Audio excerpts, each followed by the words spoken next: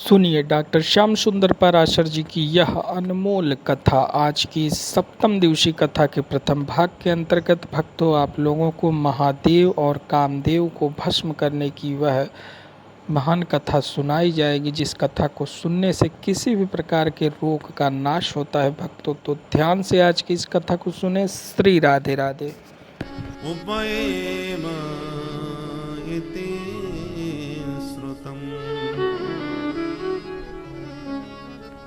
परम मंगलमय परात्पर परम खिलेश्वर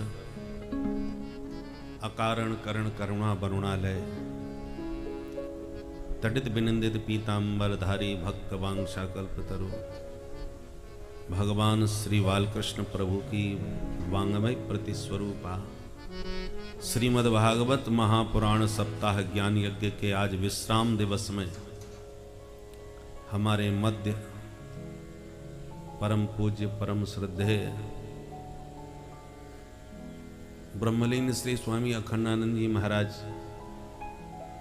के पौत्र पूज्य चरण श्री सोमदत्त जी द्विवेदी जी महाराज कृपा पूर्वक अपना अनुग्रह प्रदान करने के लिए मंच पर विराजमान हो गए हैं। और आप सब पांडे परिवार का परम सौभाग्य है कि आप श्री द्विवेदी जी महाराज आप सबके पुरोहित जी भी हैं, गुरुदेव हैं, मार्गदर्शक हैं। ये आप सबका सौभाग्य है। कल पूज्य श्री स्वामी जी महाराज का जन्म स्थान देखने का सौभाग्य प्राप्त हुआ। महाराज श्री से भेंट हुई। आज के युग में जहां आश्रमों में भी इतना शांत वातावरण दुर्लभ हो गया है, वहाँ महाराज श्री का स्थान आज भी उतना ही रम्य, श्री स्वामी जी महाराज की उपस्थिति का अनुभव कराने वाला परम ही दिव्य स्थान दर्शन करके परम धन्यता का अनुभव हुआ। समुपस्थित समस्त भगवत चरणानुरागी बंधुओं एवं श्रद्धा भक्तिमयी माताओं, कल हम सब ने भगवान द्वारकानाथ के विवाह का प्रसंग श्रवण किया। रुक्मिणी जी से प्रभु का प्रथम विवाह संपन्न हुआ। प्रथम पुत्र के रूप में साक्षात कामदेव ही प्रद्युम्न के रूप में प्रकट हुए। जिस समय भगवान भोलेनाथ ने अपनी दृष्टि से काम को भस्म किया तो रति बहुत रोई। भोलेनाथ से कहा, मैं सनाथ कब होंगी? आपने तो मेरे नाथ को परम धाम भेज दिया, मैं तो अनाथ हो गई, विधवा हो गई। तब भोले बाबा ने वचन दिया, जब यदुवंश कृष्ण अवतारा होई है हरने महामही भारा। जब यदुवंश कृष्ण अवतारा होई है हरने महामही भारा। कृष्ण तनय होई है पति तोरा। कृष्ण तनय होई है पति तोरा। वचन अन्यथा होई न मोरा। वचन अन्यथा होई न मोरा। कृष्ण तनय होई है पति तोरा। कृष्ण तनय होई पति तोरा। भगवान भोलेनाथ का वचन सत्य हुआ। कामस्तु वासुदेवांशो दग्धः प्राग रुद्रमन्युना। भोलेनाथ की दृष्टि से भस्म हुए काम द्वारकानाथ के प्रथम पुत्र प्रद्युम्न के रूप में प्रकट हुए।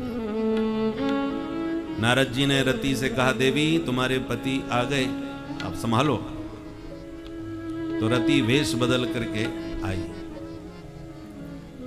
इधर नारद जी ने संबरासुर से कह दिया, तुम्हारा काल श्री कृष्ण का प्रथम लाल।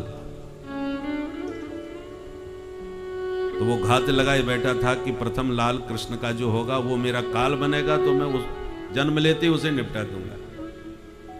तो जैसी प्रद्युम्न ने जन्म लिया, संबरासुर प्रसूति का ग्रह से ही हरण करके प्रद्युम्न को ले गया और समुद्र में फेंक दिया मछलियों को खिलाने के लिए। एक विशाल मत्स्य आया, उसने प्रद्युम्न को मुंह फाड़ करके ज्यों का त्यों पेट में निगल लिया। अब वो मत्स्य एक जाल में फंस गया और वो जाल में फंसे हुए मत्स्य को मल्लाह ने संबरासुर को ही भेंट किया। संबरासुर के यहां मत्स्य का पेट फाड़ा गया तो उसमें से बालक प्रकट हो गया। तो संबरासुर उस बालक का अपने घर में ही लालन पालन कराने लगा कि मछली का बेटा है। रति को सारी घटना का पता चला तो वेश बदल के संबरासुर के यहां पहुंच गई। महाराज मुझे सेवा में रख लीजिए, मैं बहुत अनाथ हूं। तो ठीक है, ये हमारा एक छोटा बच्चा है, इसकी देख संभाल तुम ही किया करो। क्या नाम है तुम्हारा? बोले मेरा नाम है मायावती। बोले ठीक है, तो इन्हीं की सेवा करो। तो मायावती के नाम से देवी रति अपने पति की सेवा संभाल कर लेने लगी। नाति दीर्घेण कालेन सकाशने रूढ़ यौवन। बढ़िया उनका खान पान का ध्यान रखा गया तो बहुत कम समय में ही नव यौवन संपन्न हो गए प्रद्युम्न। नाति दीर्घेण कालेन, ज्यादा समय नहीं लगा। रूढ़ यौवन, पर ज्यों ज्यों उनका यौवन उभरने लगा प्रद्युम्न का, त्यों त्यों मायावती की दृष्टि भाव व्यवहार बदलने लगा। तो एक दिन प्रद्युम्न ने उन्हें टोक दिया कि देवी जी, लालन पालन भरण पोषण तुम ही कर रही हो हमारी, इस दृष्टि से तो मां हो, पर तुम्हारे हाव भाव को देख के मुझे लगता नहीं कि तुम हमारी मां हो। मातृत्व तुम्हारे व्यवहार में दृष्टि में दिखाई नहीं पड़ता। मातृभाव मतिक्रम्य वर्तसे कामनीय था। जब टोका तो रति ने पूरा रहस्य बता दिया।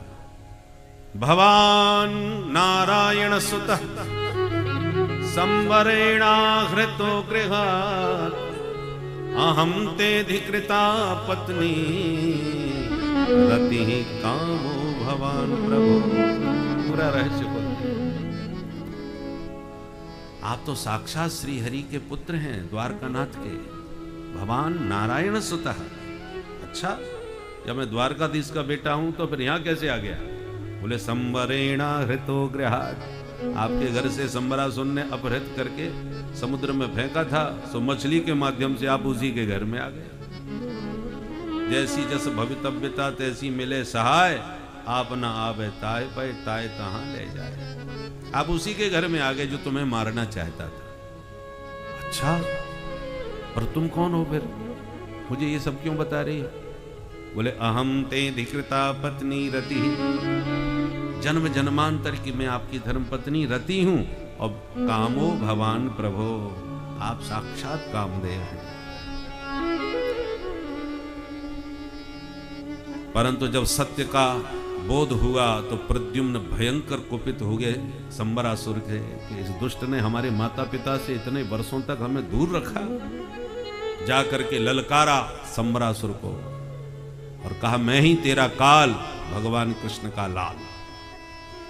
अब तो महाराज संबरासुर घबरा गया। मेरा काल मेरे घर में मेरी नाक के नीचे इतना बड़ा हो गया, मुझे पता ही नहीं चला।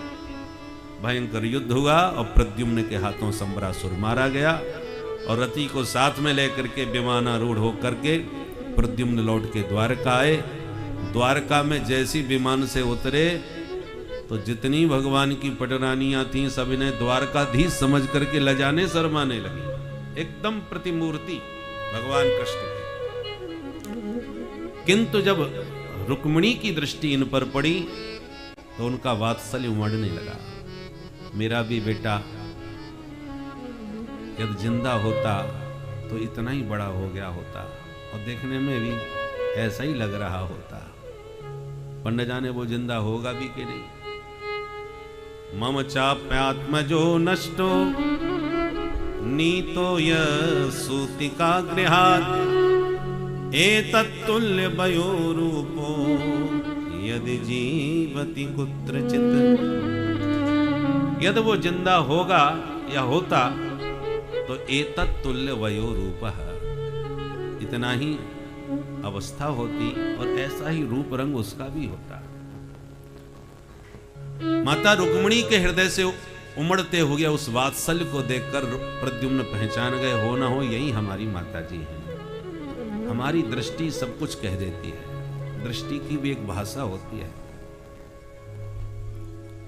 प्रद्युम्न ने परिचय देते हुए जब रुक्मिणी को मां कह के प्रणाम किया तो रुक्मिणी के तो आनंद का ठिकाना नहीं रहा, तुरंत हृदय से लगा करके अद्भुत वात्सल्य बरसाया।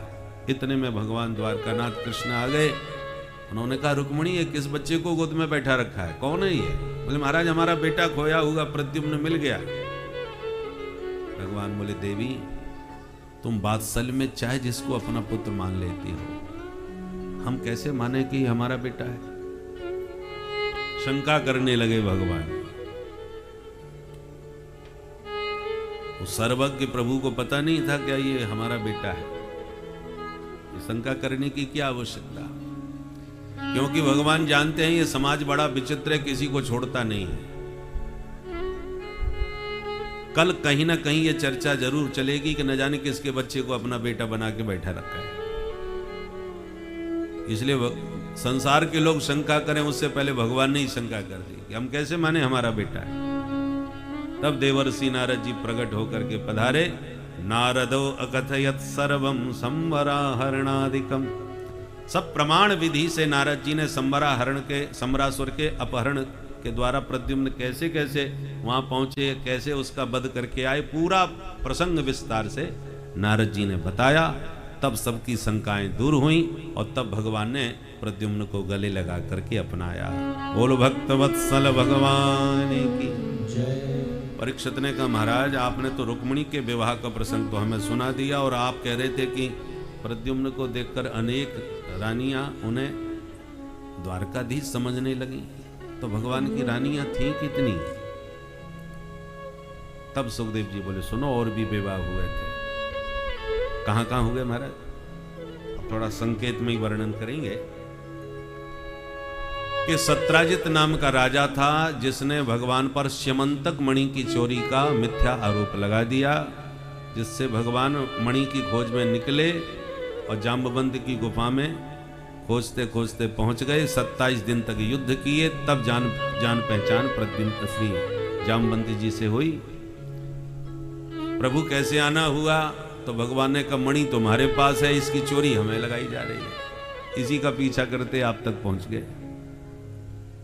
अब ये मणि हमें वापस करो। जामवंती जी बोले, हम तो अपनी बेटी को भेंट कर चुके सरकार। भगवान बोले, कुछ भी करो, मणि तो हम लेके ही जाएंगे। जामवंती जी बोले, एक उपाय है कि आप हमारी बिटिया से विवाह कर लो, दहेज में हमसे मणि ले लो। भगवान बोले, जैसी आपकी इच्छा। तुरंत जंगल में मंगल हुआ। जाम्बवंती जी ने अपनी बेटी जाम्बवती का भगवान से विवाह करके मणि दहेज में देके विदा कर दिया। भगवान आए, सत्राजित को बुलवाए, पूरी कहानी सुनाए, मणि वापस लौटाए और ठीक से समझाए कि तुम्हारे कारण हमारी बदनामी हुई समाज में। लोग हमको पहले तो माखन चोर कहते थे, अब मणि चोर कहना चालू कर दिए। लो ये रही तुम्हारी मणि और साथ में लाए हैं प्रमाण पत्र, पूछ लो इनसे कि मणि कहां थी। सत्य उजागर हुआ तो समाज ने सत्राजित को खूब जम के गाली दी। इस पापी को शर्म नहीं आई, इसने प्रभु पर चोरी लगाई। सत्राजित बहुत ही शर्मिंदा होके एकांत में भगवान से बोला, सरकार मुझे बचा लो, नहीं जीवन भर गाली खाऊंगा। भगवान बोले, हम क्या कर सकते हैं? बोले, आप मेरी बेटी सत्यभामा से विवाह कर लो महाराज, मैं आपका ससुर बन जाऊंगा, फिर कोई गाली नहीं देगा मेरे को। अच्छा भाई, जैसी आपकी इच्छा। तुरंत सत्राजित ने अपनी बेटी सत्यभामा का विवाह करके भगवान को मणि सौंप दिया। भगवान बोले, मणि हम नहीं लेंगे, नहीं तो लोग यही कहेंगे मणि लेने के चक्कर में ही विवाह किया है, ये मणि तुम अपने पास ही रखो। ऐसे करके भगवान के ये मणि प्रसंग में ये 2 विवाह और हो गए। जरा गिनते जाना, पहला रुक्मिणी जी से, दूसरा जाम्बवती जी से, तीसरा सत्यभामा जी से। और एक बार भगवान द्वारका से दिल्ली घूमने आए, अपने प्रिय पांडवों की राजधानी इंद्रप्रस्थ। तो अर्जुन को साथ में लेके भगवान रथारूढ़ होकर के यमुना तट पर जा रहे थे। एक कन्या को तपस्या करते हुए देखा तो अर्जुन से कहा, जरा पता लगाओ ये देवी जी कौन है। तपस्वी बहुत देखे पर तपस्विनी पहली बार देख रहे। अर्जुन ने जाके पूछा, देवी जी आपका परिचय? कन्या ने परिचय दिया, अहम देवस्य सवितुः द्वैता पतिमिच्छति विष्णुं वरेण्यं वरदं तपः परममास्थिता। महाराज मैं सविता की दुहिता हूं, नाम मेरा कालिंदी है, द्वारकानाथ श्री हरि को पति रूप में पाने के लिए तप कर रही हूं। अर्जुन ने तुरंत भगवान को मुस्कुराते हुए देखा, सरकार आपकी बृहस्पति बहुत जोरदार चल रही है, ये तपस्या आपके लिए हो रही है। भगवान से परिचय कराया, भगवान ने कालिंदी जी का पाणी ग्रहण किया। ऐसे हो गया ये चौथा विवाह। एक थे बिंद अनुबिंद नाम के दो भाई, उनकी इकलौती बहन का नाम था मित्रविंदा, ये उज्जैन की राजकुमारी थी। भाइयों ने बहन जी को समझाया, बहन जी हम तुम्हारा विवाह दुर्योधन से करना चाहते हैं ताकि हस्तिनापुर से संबंध सुदृढ़ हो जाए। तो बहन जी ने भी स्वीकृति दे दी, ठीक है। जब स्वयंवर हुआ, वरमाला लेके जब मित्रविंदा निकली तो उस विशाल स्वयंवर सभा में द्वारकानाथ भी विराजमान थे। जो द्वारकाधीश का दिव्य रूप सौंदर्य देखा, विचार बदल गया और दुर्योधन से पहले द्वारकानाथ के कंठ में वरमाला डाल दी। भाइयों की भ्रकुटी तन गई, अरे राम राम ये गड़बड़ कैसे कर दिया। तो तनातनी का माहौल देखा तो भगवान तुरंत पाणी ग्रहण करके वहां से 9-2-11 हो गए। और इस प्रकार हो गया ये पांचवा विवाह। एक थे महाराज कौशल नरेश, नाम था नग्नजित। महाराज ने प्रतिज्ञा करी, मेरे 7 बैलों को एक रस्सी से जो नाथेगा उसी को बेटी ब्याहूंगा। बड़े बड़े वीर आए पर बैल इतने खतरनाक थे, कईयों के हाथ पैर तोड़ के भगाए। भगवान तो बचपन से गाय बैलों के साथ खेले खाए, 7 रूप बना के 7 बैलों को एक रस्सी में नाथ करके दिखाई दिए। धूमधाम से भगवान का विवाह सत्या देवी के साथ सानंद संपन्न हुआ। इन्हीं का दूसरा नाम है नागनजिति। ऐसे हो गया ये छठा विवाह। एक थी महारानी श्रुत कीर्ति, जो भगवान कृष्ण को अपना बेटा मानती थी, पर मानना अलग होता है, होना अलग होता है। इसलिए उन्होंने अपनी बेटी भद्रा नाम की राजकुमारी का विवाह द्वारकाधीश से करके उनको अपना दामाद बना लिया। बोले दामाद तो अपना बेटा होता है। ऐसे हो गया ये 7वां विवाह। और एक बार चक्र में घूमती हुई मछली का प्रतिबिंब देखकर भगवान ने लक्ष्यानुसंधान किया और लक्ष्मणा नाम की राजकुमारी से 8वां विवाह संपन्न किया।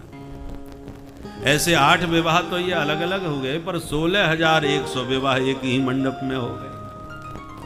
इतनी राजकुमारी कहां मिल गई महाराज? बोले नरकासुर नाम का दैत्य था, जो भूमि पुत्र होने से भौमासुर भी कहलाता था, प्राग ज्योतिषपुर का रहने वाला था। इसकी नगरी का प्रमुख प्रहरी असुर था, जिसका नाम था मुर, जिसके 5 सिर थे, बड़ा महाबली था। इसके नगर में कोई घुस नहीं सकता था।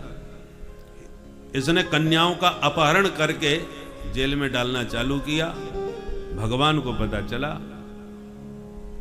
तो सभार्यो गरुड़ारूढ़ प्राग्ज्योतिषपुरम ययौ।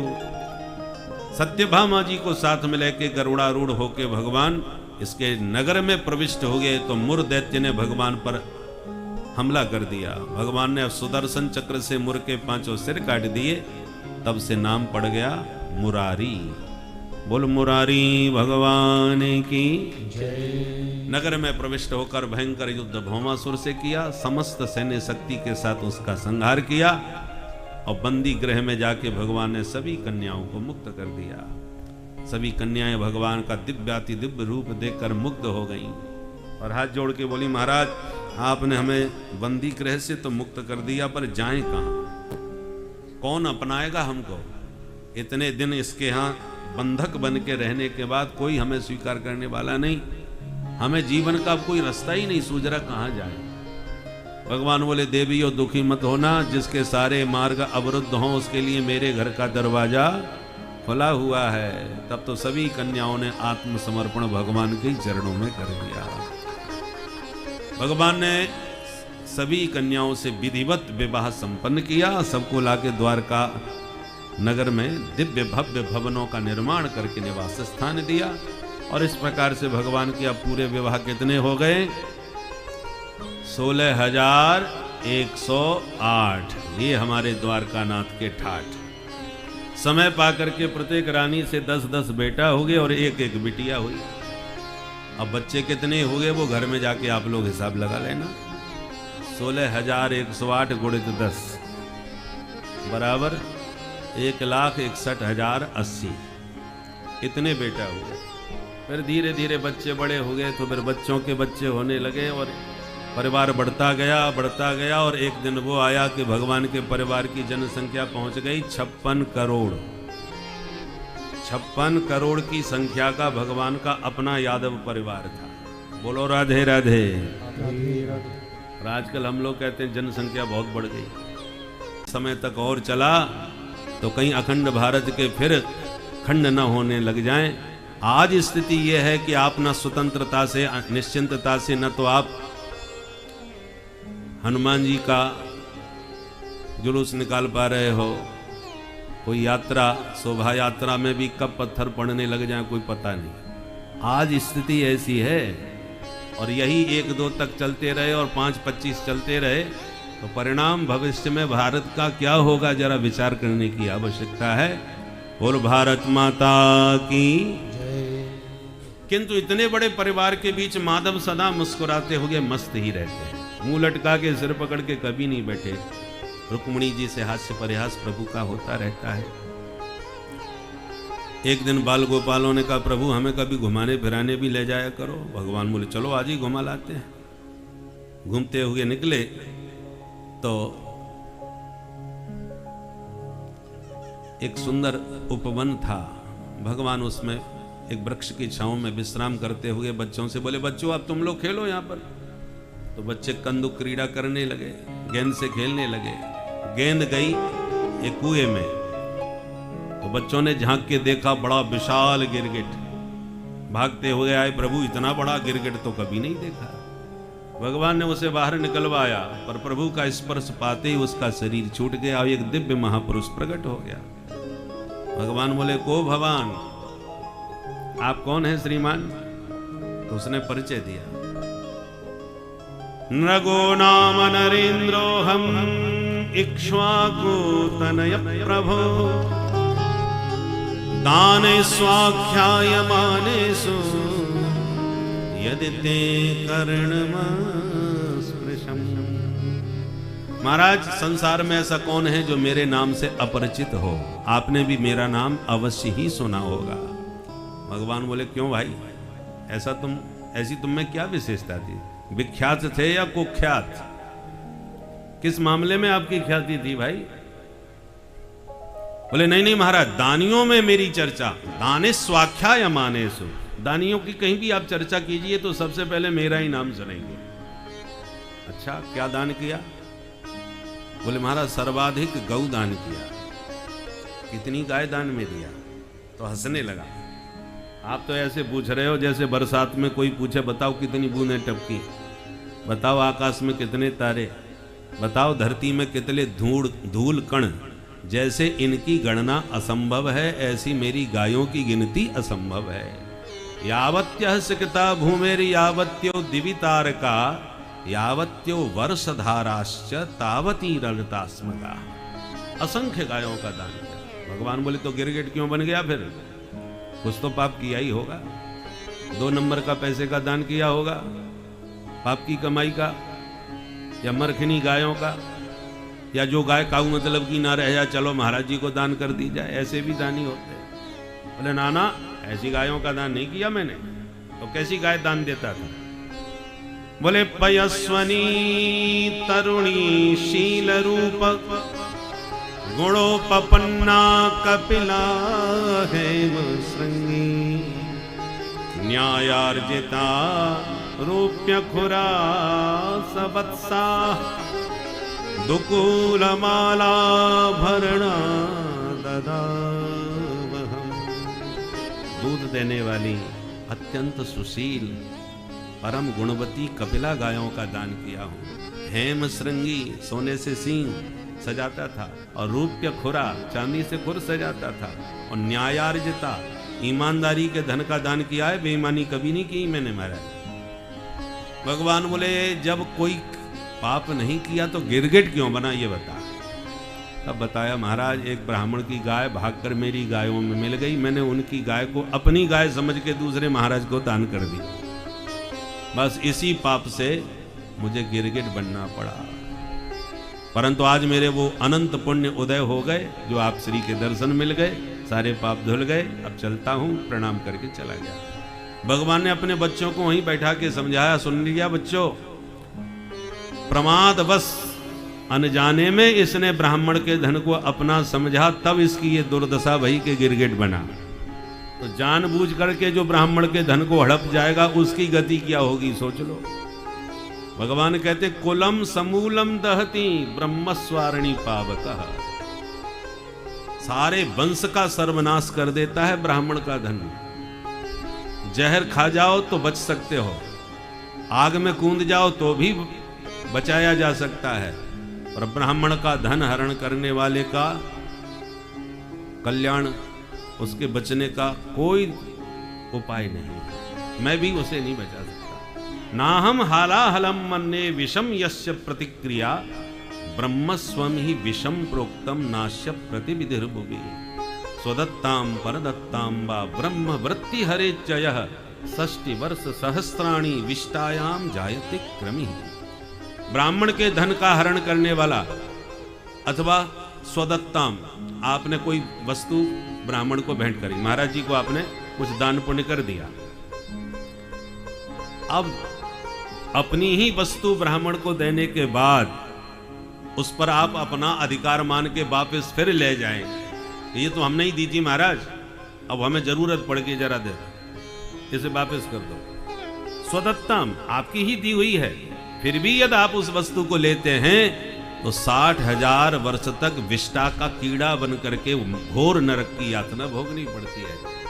षष्टि वर्ष सहस्राणि विष्टायाम जायते क्रमि।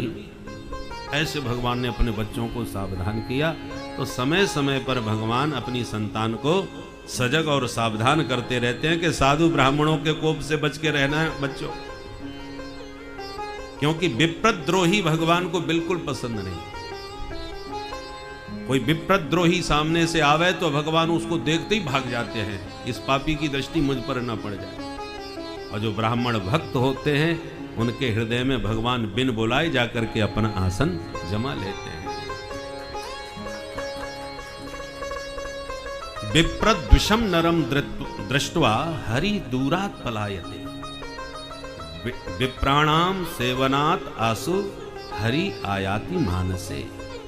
भगवान ब्रह्मण्य है, नमो ब्रह्मण्य देवाय, वो ब्राह्मण हिताय।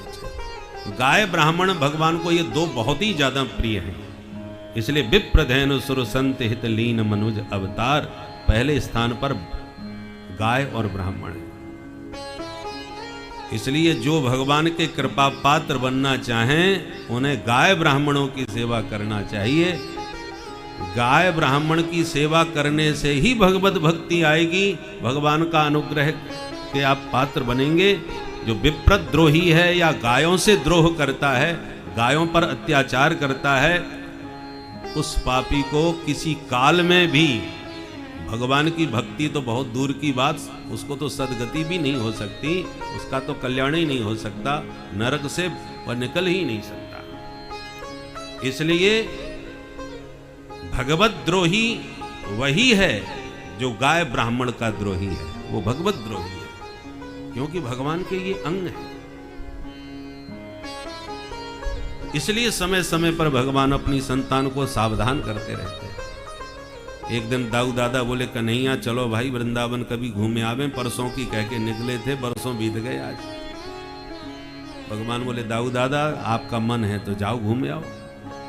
दाऊ जी बोले, ठीक है तो रहो तुम द्वारका में, हम अकेले चले जाते हैं। और अब की बार गर्मियों की छुट्टी वृंदावन में बिताएंगे 2 महीने। तो दौ मासौ तत्र चावासीन मधु माधव मेव च। मधु माधव माने चैत्र वैशाख। ये 2 महीने का अवकाश लेके दाऊ जी वृंदावन चले गए। ब्रजवासी दर्शन करके गदगद हो गए, बड़ा जोरदार स्वागत दाऊ जी का हुआ।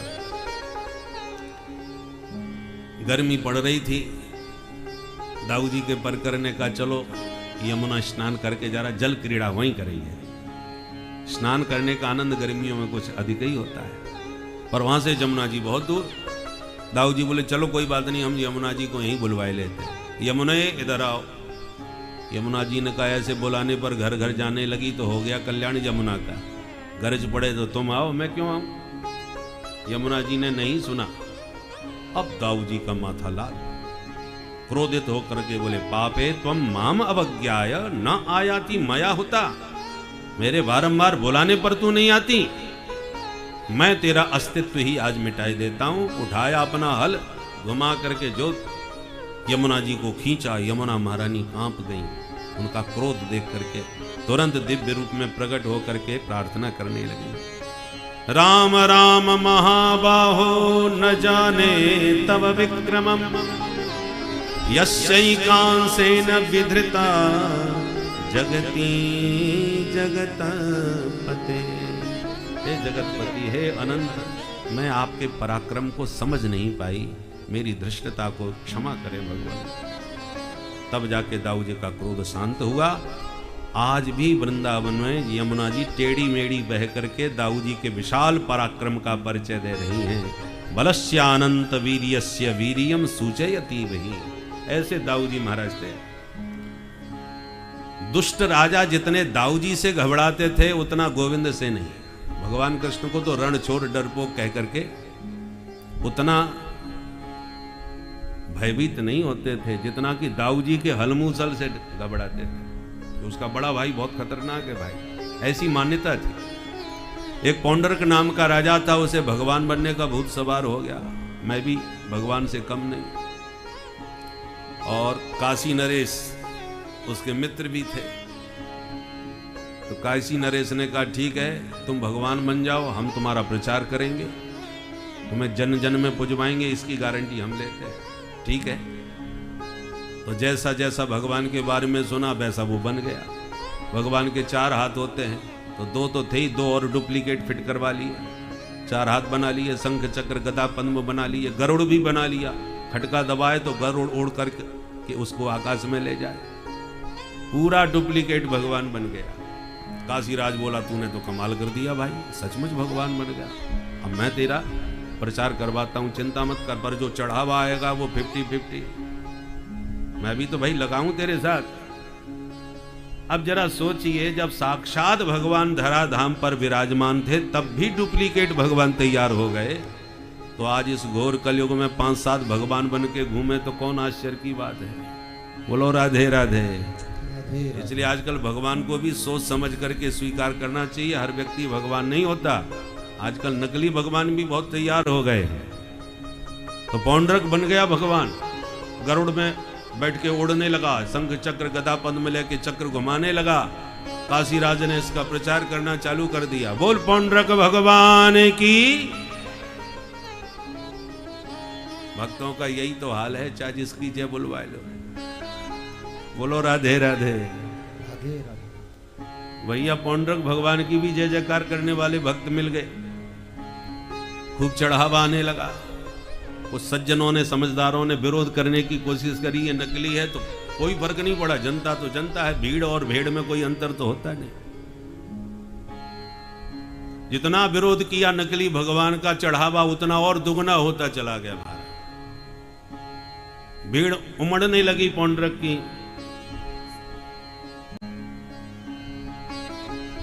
पौंडरक के पीछे पीछे भीड़ दौड़ने लगी। परिणाम यह हुआ, एक दिन काशीराज बोला, भाई कमाल हो गई, इतनी हमें आशा नहीं था कि इतनी सफलता हमको मिलेगी। खूब चकाचक चढ़ावा भी आ रहा है, माल चकाचक बन रहा है, परंतु एक कमी अभी भी हमको अखरती है। क्या? बोले आजकल कृष्ण को भी लोग भगवान कहते हैं। वो काहे का भगवान? अपनी जन्मभूमि मथुरा छोड़ के भागा समुद्र में घुसा बैठा है, वो भगवान काहे का?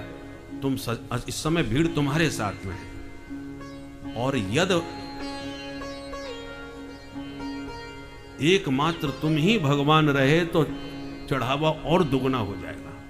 जो आधी पब्लिक उसकी तरफ जा रही ना, द्वारकाधीश कृष्ण को, कुछ ऐसा किया जाए कि तुम्हारे अलावा कोई दूसरा धरती पर भगवान न रह जाए। तो क्या करना पड़ेगा? और मुझे लगता है उसका जो बड़ा भाई है ना बलराम, वो थोड़ा खतरनाक है, बाहुबली है। और मैंने गुप्तचर विभाग से पता लगवाया कि आजकल वो 2 महीने की छुट्टी में वृंदावन गया है और कृष्ण द्वारका में अकेला है। बस यही सबसे बढ़िया अवसर है, मौका है। लड़ने की आवश्यकता नहीं उससे, वो वहां डरपोक है। तुम तो केवल धमकी भरा एक पत्र लिख दो और पत्र में धमकी दे दो कि एकमात्र हम ही भगवान है, दूसरा कोई नहीं हो सकता। बस या तो हमारी शरण में आओ या द्वारका छोड़ के भाग जाओ, बस इतना लिखने की जरूरत है। वो महाडरपोक जैसे जरा सा पौंड्रक द्वारा प्रभु का दिन रात चिंतन करने से उसने अपना पूरा शरीर उन्हीं के शरीर ऊपरी भौतिक रूप से हर तरह से वह भगवान के अनुरूप अपने शरीर को बना लिया था, जिसके फलस्वरूप उसका ध्यान भी सदैव ईश्वर के ऊपर ही लगा रहता था कि ईश्वर ऐसे हैं, ईश्वर वैसे हैं कृष्ण। और जिसके फलस्वरूप अंततोगत भगवान के हाथों उसका उद्धार हुआ और उसे मोक्ष की प्राप्ति हुई। तो हमने आपको जैसे कि पहले भी बताया है कि प्रभु का नाम आप किसी भी अवस्था में लें, बस लें, प्रभु कृपा करेंगे, आपकी हर मनोकामना पूर्ण होगी, हर संकटों से आपकी प्रभु रक्षा करेंगे। भक्तों, श्री राधे राधे। कार आप तो डुप्लीकेट निकल पड़े, असली भगवान अब पैदा हुए हैं इस धरती पर। पत्र में यही लिखा है। क्या लिखा है सुनाओ? बोले पत्र में लिखा है वासुदेवो वतीर्णो हम एक एव न चापरः भूतानामनुकंपार्थम त्वं तु मिथ्याभिधां त्यज। हे कृष्ण, व्यापक ब्रह्म वासुदेव जो है वो मैं हूं, जो जीवों पर कृपा करने के लिए प्रकट हो चुका हूं। वासुदेवो वतीर्णो हम, और एक एव न चापरः, एकमात्र मैं ही भगवान हूं, दूसरा कोई नहीं हो सकता। त्वं तु मिथ्या, तू झूठा है, अपने आप को भगवान कहता है, इसलिए आज से भगवान कहलाना बंद कर और मेरी शरण में आ जा। सुन करके सारी सुधर्मा सभा हंसने लगी। ये भगवान कौन पैदा हो गया भाई? दूत को बुला के भगवान ने कहा, भाई अपने भगवान से कहना कि हम उनसे मिलने कल उन्हीं के घर आ रहे हैं, जाओ। दूत ने लाके वही बात पौंड्रक से कही। द्वारकाधीश ने कहा है वो आपसे कल मिलने यहीं आएंगे। इतना सुनते ही पौंड्रक की धड़कन तेज हो गई। तुरंत काशीराज को बुला के कहा, क्यों रे मूर्ख, तूने मुझे कहां फंसा दिया? तू कह रहा था वो डरपोक है, पत्र पढ़ के डर के भाग जाएगा।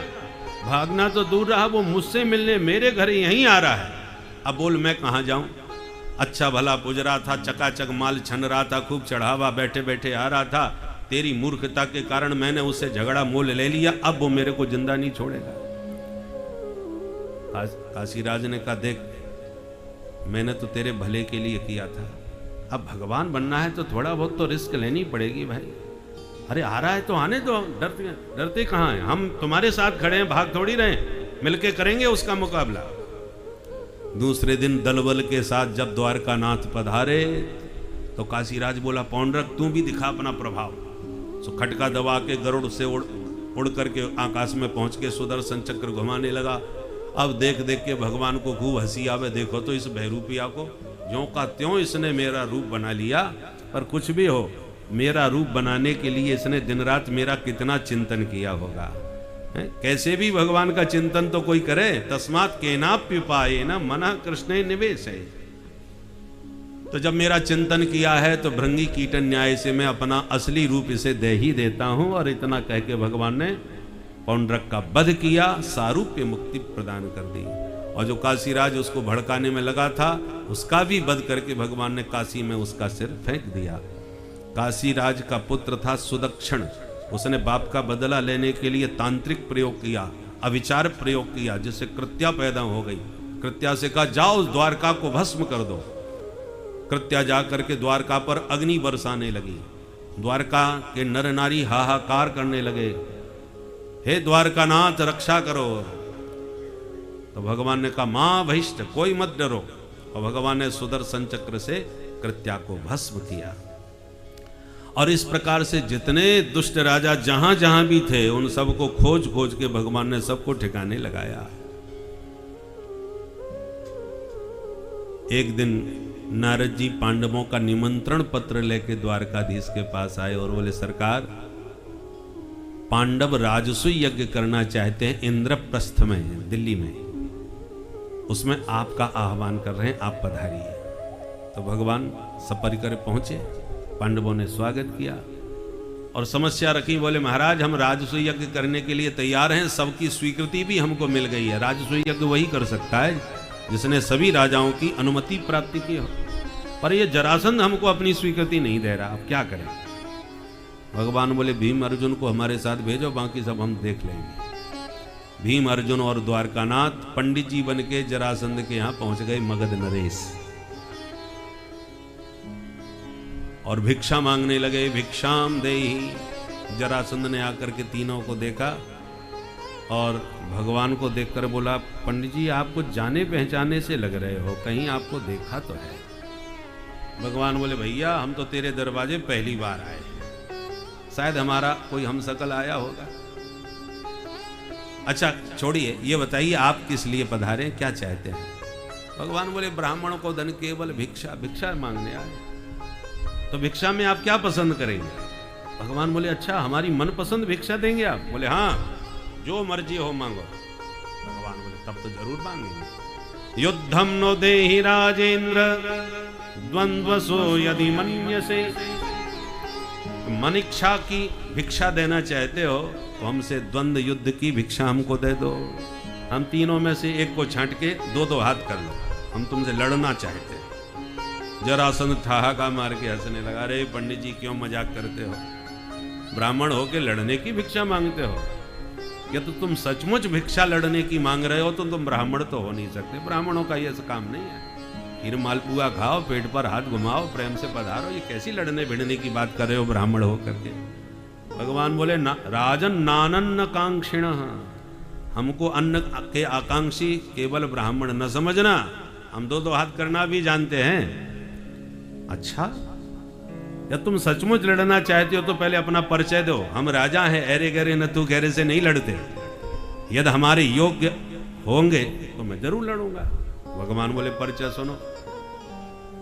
असौ ब्रकोदरः पार्थ तस्य भ्रातार्जुनो ययम् अनयो मातुलेयं कृष्णं जानीह तेरिपुं।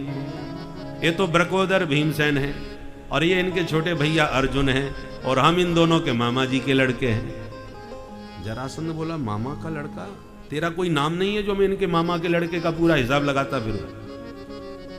तब भगवान बोले कृष्णम जानी है ते रिपुम, हम तुम्हारे पुराने शत्रु द्वारकाधीश कृष्ण हैं जिनसे तुम 17 बार हार के बैठे हो जरासंध, हम वही कृष्ण हैं। सोई जरासंध पहचान गया, अरे वही मैं कह रहा था तुमको कहीं देखा है।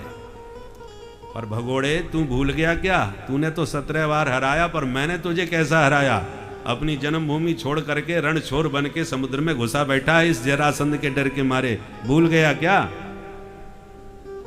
तेरे जैसे डरपोक से रणछोर से मैं जिंदगी में दोबारा नहीं लड़ूंगा, जो मैदान छोड़ के भाग जाए उससे क्या लड़ना।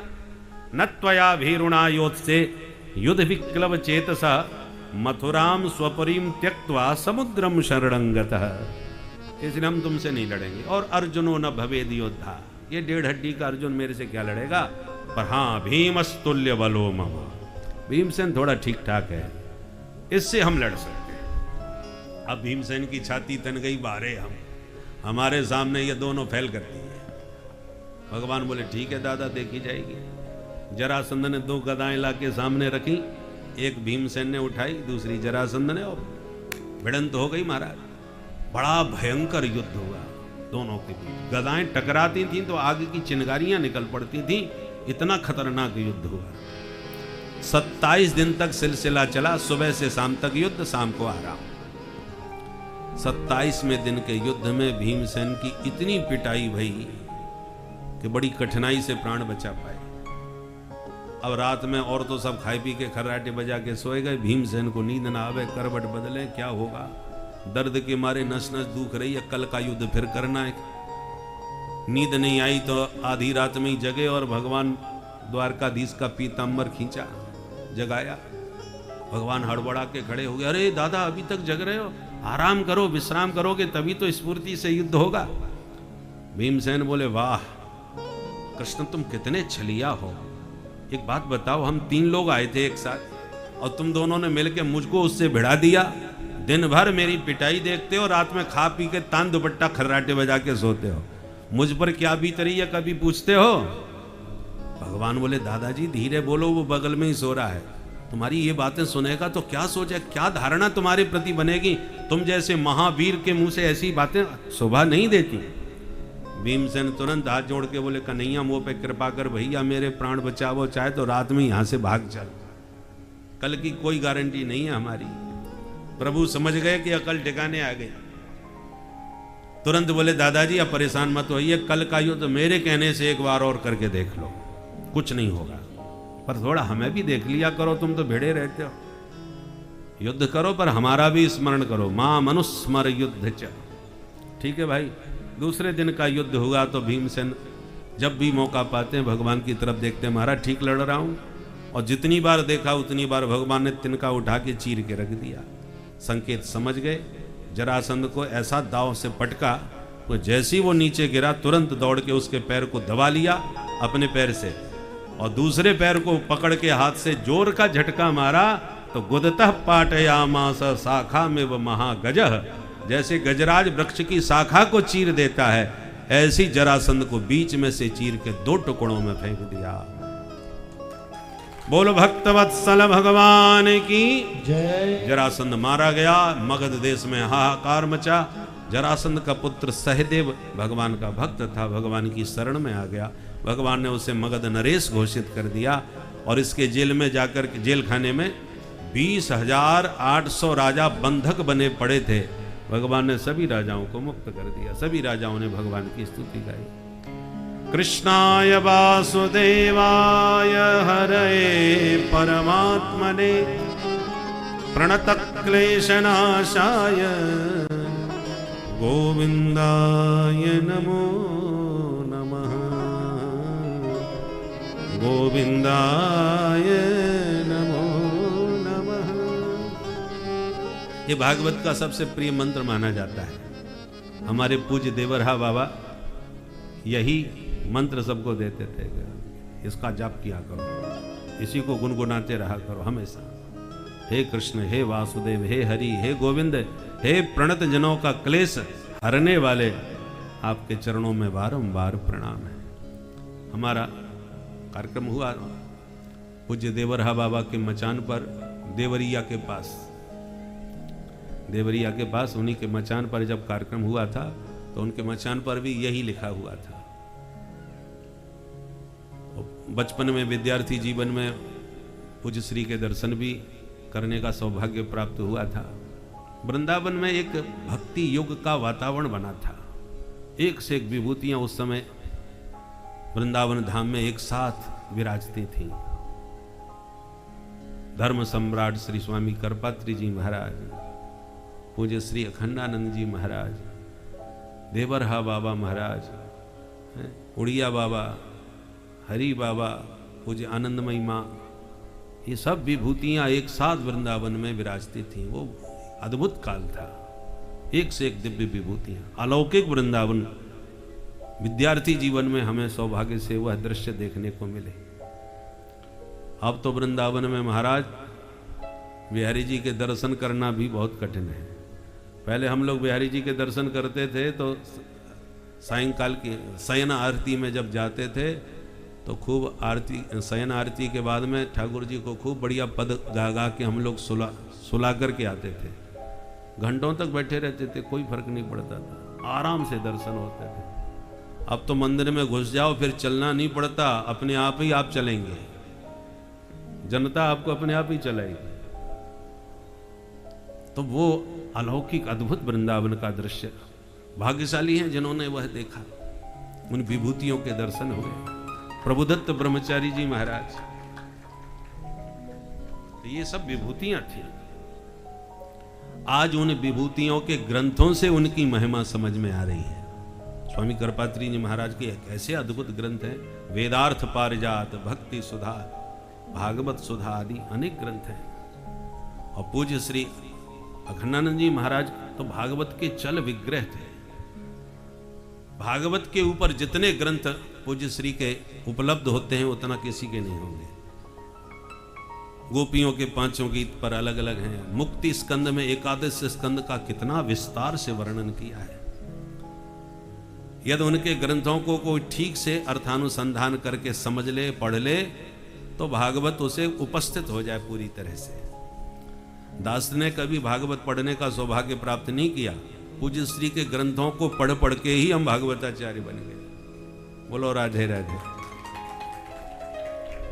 इतना सरल व्याख्या करते थे कि आप पढ़ लीजिए, ठीक से समझ लीजिए, तो आप भागवत को पूरी तरह से आत्मसात कर सकते हैं। तो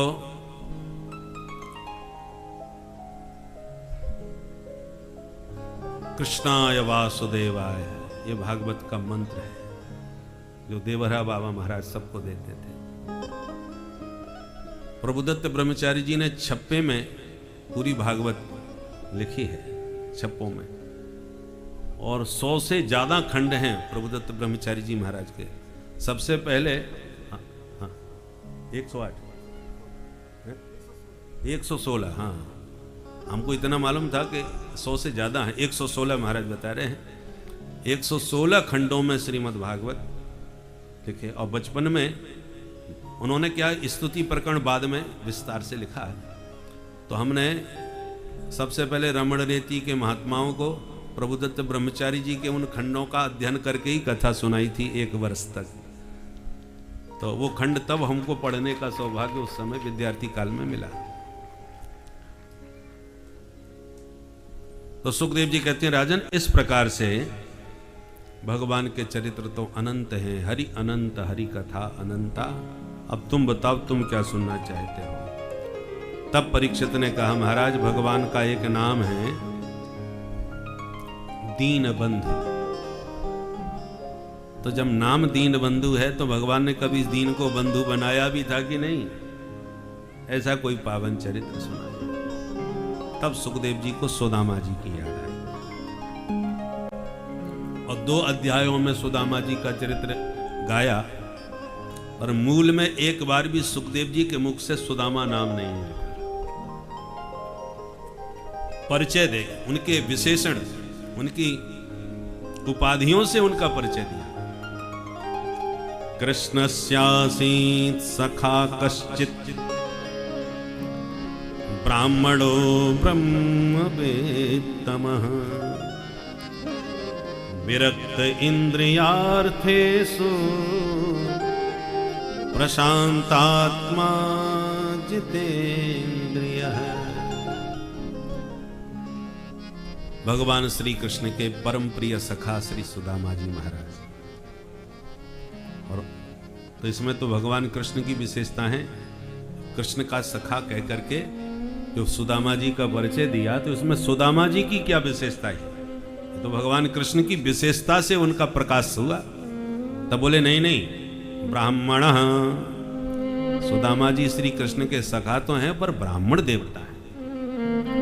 ब्राह्मण कहने से द्विज श्रेष्ठ होने का तो संकेत मिल रहा है कि द्विज, जिसका दूसरा जन्म होता है उसे द्विज कहते हैं। और ब्राह्मण, क्षत्रिय, वैश्य जो भी उपनयन संस्कार संपन्न करके जनेऊ धारण करते हैं, वो तीनों ही द्विज कहलाते हैं। तो ब्राह्मण कहने से संतुष्टि नहीं मिली सुखदेव जी, क्योंकि ब्राह्मण सब प्रकार के होते हैं। कई ऐसे हैं जो ब्राह्मण कुल में जन्म तो ले लिया, पर यही पता नहीं है संध्या वंदन कैसे की जाती है। सिर पर देखो तो चुटिया गायब, जनेऊ, बोले महाराज ये क्या भला। जनेऊ के बारे में मालूम, या पहनते भी हो तो ये पता नहीं कि हमारा प्रबर आदि क्या है। जनेऊ में ब्रह्म ग्रंथि लगती है प्रबर के अनुसार। तो जिनको ना वेद का ज्ञान, ना शाखा का ज्ञान, न सूत्र धारण करते हैं, न शिखा धारण करते हैं, तो परंतु ब्राह्मण तो हैं। बस इतना मालूम है हम ब्राह्मण हैं। तो ब्राह्मण कहने से संतुष्टि नहीं हुई। ब्राह्मण तो रावण भी था, पुलस्तकर नाती, विश्रवा का पुत्र। और ब्राह्मण केवल जाति के साथ साथ विद्वान भी था। तांडव स्तोत्र में महाराज उसका वैदुष्य दिखाई पड़ रहा है, विद्वान भी था, परंतु कैसा ब्राह्मण था वो सब जानते हैं। इसलिए सुखदेव जी को ब्राह्मण कहने के साथ एक शब्द और जोड़ना पड़ा, ब्राह्मणो ब्रह्मवित्तमः। ब्रह्मवित्तमः ब्राह्मण, तम प्रत्यय लगाए। एक होता है ब्रह्मविद, माने ब्रह्म को जानने वाला, ब्रह्म ज्ञानी। एक होता है ब्रह्मवित्तर, एक होता है ब्रह्मवित्तमः। जैसे श्रेष्ठ, श्रेष्ठतर, श्रेष्ठतम, तम प्रत्यय जब लग जाता है तो उसके ऊपर कोई नहीं रह जाता। गुह्य, गुह्यतर, गुह्यतम, प्रिय, प्रियतर, प्रियतम, उच्च, उच्चतर, उच्चतम। अब उच्चतम के ऊपर कोई नहीं। ऐसे ब्रह्मविद, ब्रह्मवित्तर, ब्रह्मवित्तमः, माने ब्रह्म ज्ञानियों में भी परम श्रेष्ठ सुदामा जी महाराज। सामान्य ब्रह्म ज्ञानी नहीं है। भगवान श्री कृष्ण ने जिसको अपना मित्र कहा हो वो उसमें कोई ना कोई असाधारण विशेषता है, सामान्य विशेषता नहीं है। पर ब्रह्मवित्तमः कहने पर भी सुखदेव जी का मन संतुष्ट नहीं हुआ। विरक्त इंद्रियार्थेषु, और विशेषण जोड़ा, इंद्रियों के विषयों से सर्वथा विरक्त रहने वाले ब्राह्मण हैं। फिर कहते हैं प्रशांतात्मा, प्रशांतात्मा ब्राह्मण है। प्रशांतात्मा कैसे कहते हैं? अंधवत पश्य रूपाणि शृणु शब्दम अकर्णवत, काष्ठवत पश्य वैदेहम, प्रशांतस्येति लक्षणम। ये प्रशांत आत्माओं के लक्षण हैं। वो देखते हुए भी किसी को नहीं देख रहे, वो सुनते हुए भी किसी की नहीं सुन रहे, और किसी का सौंदर्य निहारते भी हैं तो काष्ठवत, जैसे कठपुतली का नृत्य और उसका रूप देखकर हम लोग मनोरंजन करते हैं, आनंद लेते हैं, क्योंकि हमें मालूम रहता है कि ये काठ की पुतलिया क्या नाचेगी, नचाने वाला तो सूत्रधार जो पर्दे के पीछे छुपा है उसकी कलाकारी है। परंतु हम लोग कठपुतली का नृत्य देख करके आनंदित जरूर होते हैं, उसमें आसक्त नहीं होते, उसके दीवाने नहीं होते। उसी प्रकार प्रशांत आत्मा महापुरुष किसी की सुंदरता को निहारते भी हैं तो उसमें ब्रह्मा जी की कारीगरी देखते हैं। वाह क्या अद्भुत ये पुतला ठाकुर जी ने बनाया है, क्या सुंदर नक नक्शा बनाया है। तो अब जैसे कठपुतली के सौंदर्य पर हम पागल नहीं होते, उसमें उस नचाने वाले की कला का आनंद लेते हैं, उसी प्रकार संसार में कोई कितना भी गुणी व्यक्ति हो, कितना भी सुंदर व्यक्ति हो, प्रशांत आत्मा महापुरुष के देखने का दृष्टिकोण यही होता है।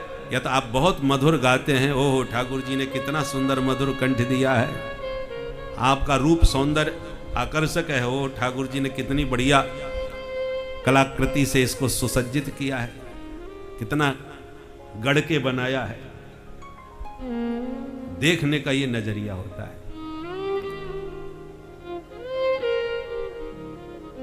कोई सुंदर कमल खिल रहा हो, गुलाब खिल रहा हो तो देख करके प्रकृति के सौंदर्य का आनंद लेना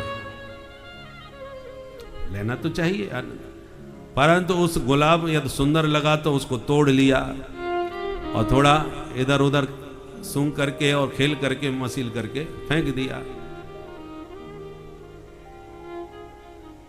ऐसा नहीं करना चाहिए।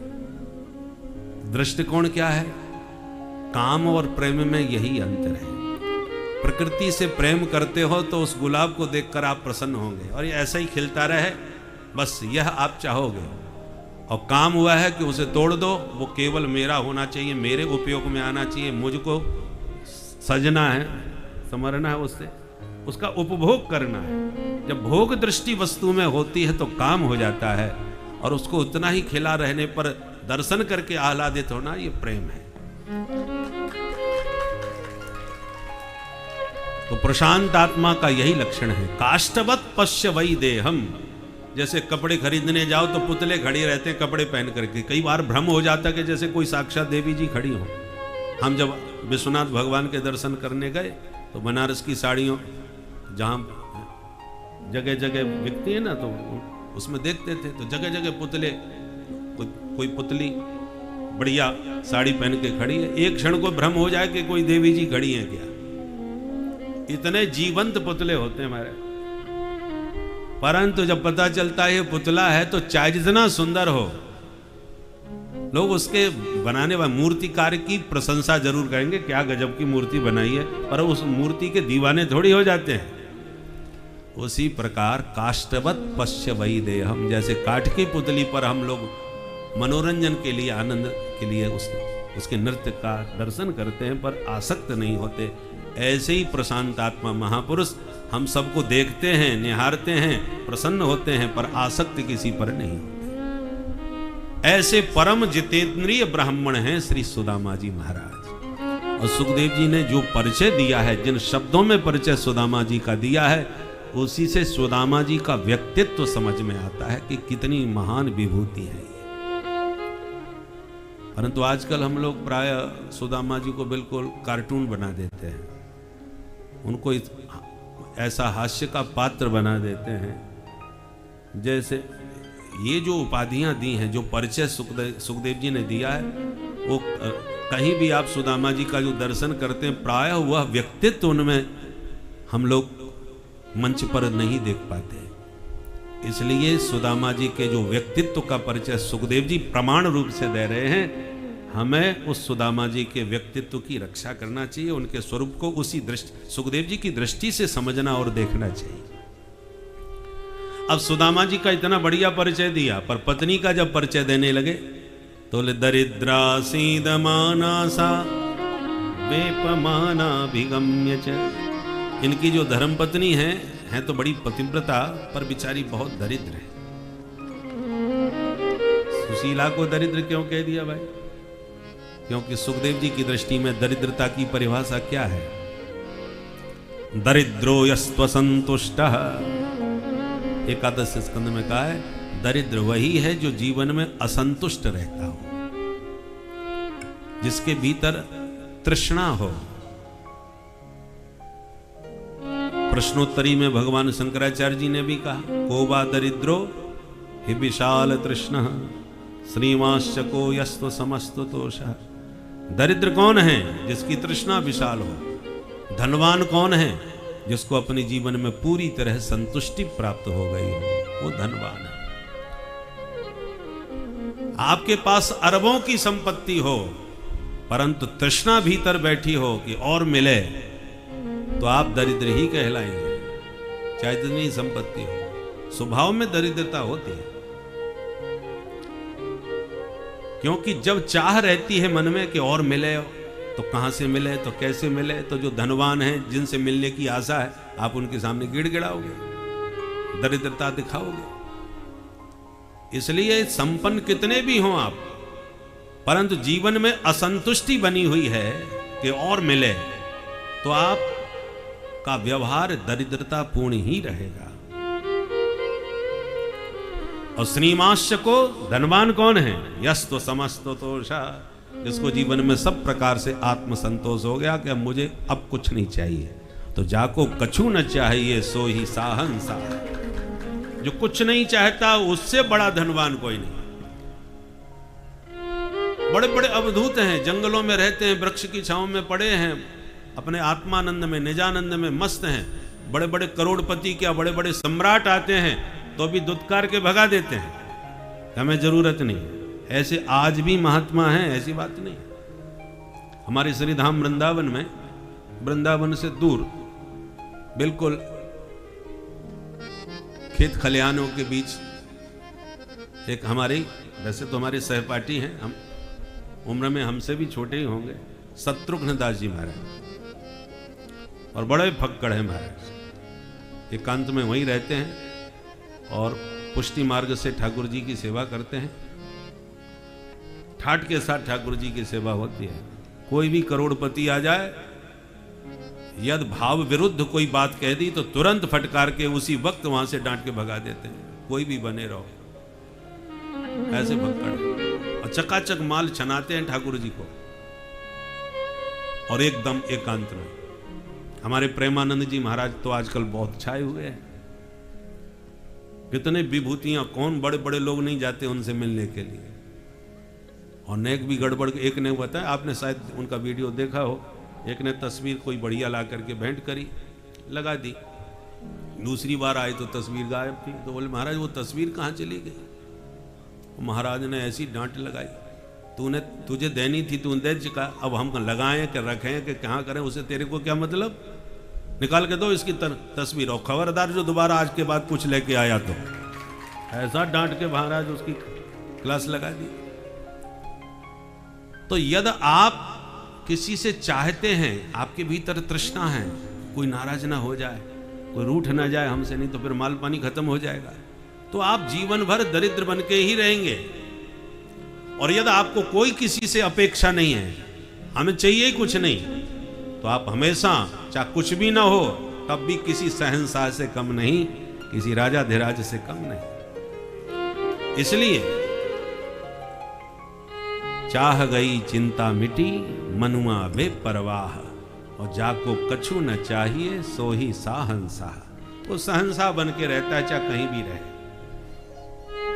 सुदामा जी ऐसे ही सहंसाह है कुछ भी नहीं। स्थिति घर की इतनी दयनीय है कि 5-5 दिन तक चूल्हा नहीं जलता, तो तुलसी चरणामृत भगवान का पी करके ही भजन में बैठ जाते। कहते हैं ब्राह्मणी, भोजन के बाद ठीक से भजन नहीं होता, आलस प्रमाद रहता है, इसलिए खूब प्रेम से भजन करो, ठाकुर जी कुछ न कुछ व्यवस्था करेंगे। भगवान के भरोसे एकदम, जाहि विधि राखे राम ताहि विधि रही। पर दुनिया में कभी किसी के सामने हाथ पसार के आसान्वित नहीं होते। आशा एक राम जी से, दूजी आशा छोड़ दे, और नाता एक राम जी से, दूजा नाता तोड़ दे। साधु संग राम रंग अंग अंग रंगिए, फिर जाहि विधि राखे राम ताहि विधि रहिए। जिंदगी की डोर सौंप नाथ दीना, जिंदगी की डोर सौंप हाथ दीना नाथ के, और महलों में राखे चाहे झोंपड़ी में बास दे। जैसे भी रखना चाहे, महात्माओं की यही रहनी होती है। कभी झोंपड़ी में भी आनंद ले रहे हैं, तो कभी महलों में भी ठाट के साथ राजा महाराजा उनके चरण धो रहे हैं। सप्तम स्कंद में अवधूत उपाख्यान में प्रहलाद जी से दत्तात्रेय भगवान ने यही बातें कही। श्रद्धया अपहृतम कापि कदाचिन मान वर्जितम, ना हम निंदे न चस्तौमि स्वभाव विषमम जनम। हर व्यक्ति का स्वभाव अलग अलग प्रकार का है। कोई हमारी बहुत प्रशंसा करता है, तो कोई हमारी बहुत बेइज्जती भी कर देता है। जो हमको पहचानते हैं, हमारी विशेषताओं से परिचित हैं, वो बड़ी गुण गाते हैं, हमारे चरणामृत हमारा लेते हैं, मालाओं से हमारी पहना के आरती उतारते हैं। और जो नहीं जानते, हम तो फक्कड़ हैं, जहाँ भंडारा चल रहा हो चुपचाप बैठ करके पेट भरने के लिए बैठ, भोजन भूख लगी तो बैठ गए पंगत में। तो किसी ने पूछा, हे बाबा चिट्ठी कहाँ से आए हो, परिचय दो। हमारा तो कोई परिचय नहीं, तो उठा के हाथ भगा देता, बोल भाग यहाँ से, कहाँ से पागल आ गया ये, महात्माओं की पंगत में बैठ गए। तो हम चुपचाप उठ के चल पड़ते हैं, कुछ भी नहीं बोलते उससे, न परिचय देते। जब उसी को दया आती है तो फिर बोला ले, ए बाबा अब तू आ ही गया तो उधर बैठ, बाद में बचेगा तो देंगे। और जो दे देता है वो खा करके चुपचाप खिसक जाते हैं। हम उसकी बात का किंचित भी बुरा नहीं मानते। और एक बात याद रखें, जो अपमान को पीना जानता है वही सम्मान को पी सकता है। सम्मान भी सबको नहीं पचता। सम्मान को यदि पचा लिया तो अपमान भी पच जाएगा। कितना भी कोई तुम्हारी आरती उतारे, माला पहनाए, जय जयकार करे, प्रशंसा करे, तब भी आपके चित्त पर उसका बिल्कुल प्रभाव ना पड़े, सहज बने रहे, तो संभव यह भी है कि अपमान का भी आपके ऊपर कोई प्रभाव नहीं पड़ेगा। और सम्मान पाकर के यदि आप फूल रहे हैं, गदगद हो रहे हैं प्रशंसा सुन करके, तो अपमान के शब्द सुन के आप मुरझाए बिना नहीं रहेंगे। ये साधु की रहनी होती। सुदामा जी ऐसे ही सदगृहस्थ संत है। एक बार सुशीला ने निवेदन किया, स्वामी एक बात पूछूं? हाँ पूछो देवी। बोले नन्नु ब्रह्मन प्रभु हर तरह के पापों का नाश करने वाले हैं। प्रभु को इसीलिए भक्त वत्सल कहा जाता है, जो कि पाप का नाश करते हैं और भक्त के अंदर पुण्यों का उदय करते हैं। हर तरह के पापों से दूर होते ही मानव परम सच्चिदानंद स्वरूप हो जाता है और उस परम आनंद को प्राप्त करने लगता है, जिस आनंद की अभी तक उसने कल्पना भी नहीं की थी।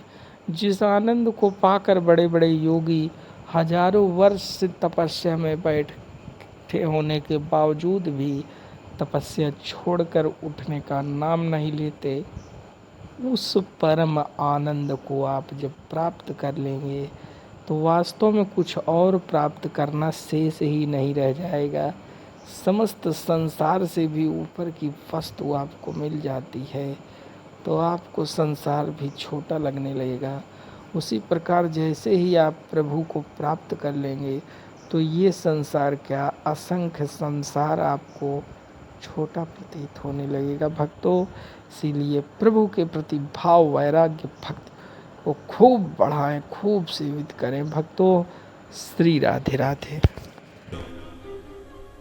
हर व्यक्ति चाहता है बड़े महापुरुष से मिलकर के अपना परिचय देना, पर सुदामा जी को संसार से कोई प्रलोभन नहीं, कोई इच्छा नहीं कि कोई हमको जाने माने पहचाने। इसलिए कभी सुदामा जी ने अपनी पत्नी तक को नहीं बताया, और किसी को तो बताएंगे क्या। कोई चर्चा किसी से नहीं करते। ऐसे विरक्त भाव के सदगृहस्थ संत हैं श्री सुदामा जी महाराज। सुशीला ने कहा ठीक है, अब जो हुआ सो हुआ, पर एक निवेदन आज मेरा सुन लीजिए। क्या? यदि वो सचमुच आपके मित्र हैं तो एक बार आप जाकर के उनसे मिल आइए, उनके दर्शन करे आइए। वो महापुरुष हैं, उनके दर्शन से ही मुझे भरोसा है कि हमारा दारिद्र हमेशा के लिए दूर हो जाएगा। दास्यति द्रविणम भूरी सीदते ते कुटुंबिने। सुशीला के मन में तो धन की इच्छा है कि मिलेंगे तो कुछ तो माल पानी मिलेगा, और सुदामा जी के मन में क्या भाव आया? कुछ माल पानी मिलेगा ये भाव नहीं आया। बोले अयम ही परमो लाभ उत्तम श्लोक दर्शनम। मेरा तो परम लाभ यही है कि बरसों बाद मैं अपने मित्र के दर्शन करूंगा। दर्शन की चाह जगी सुदामा जी के मन में, और कुछ मिलेगा ये चाह उत्पन्न हुई सुशीला के मन में, इसलिए सुशीला को दरिद्र कहा। सुदामा जी बोले ब्राह्मणी तू कहती है तो मैं आज ही चला जाऊं, पर खाली हाथ बिल्कुल नहीं जाऊंगा। कुछ व्यवस्था करो ताकि कुछ तो भेंट लेके जा सकूं। सुशीला ने कहा चिंता न करो, मैं व्यवस्था बनाऊंगी। तुरंत 4 घर गई, एक एक मुट्ठी चावल पड़ोसिनों से मांग लाई। या चित्वा चतुरो मुष्टि विप्रां पृथुक तंडुला चैलखंडेन तान बद्ध्वा भर्त्रे प्रादादुपायनम्। 4 घर के एक एक मुट्ठी चावल जीर्ण शीर्ण फटे पुराने वस्त्र में पोटली बांध करके स्वामी जी को भेंट करी और कहा महाराज यही तुच्छ भेंट दे देना, पर जब भेंट दो तो एक छोटा सा संदेश मेरा भी सुना देना। क्या? 1 मास 2 पाख में 2 एकादशी हो, सो प्रभु दीन दयाल ने